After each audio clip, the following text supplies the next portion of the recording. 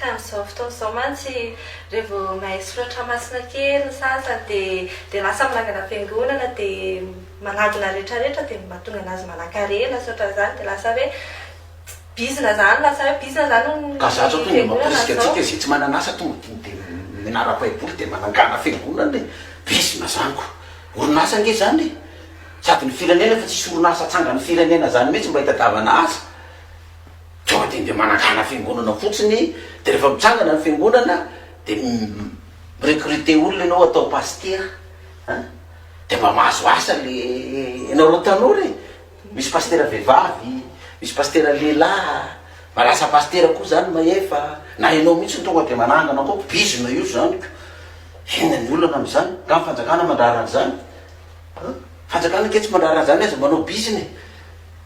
tsy anao mba manao bizina amin'ny soratra masina toy zay manao bizina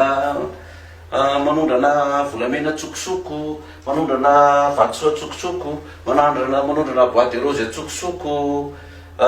manao bizina kolokolo amin'ny afera rehetrarehetra ty zany mba bizina ara-panahy bizina madio fa tsy bizina maloto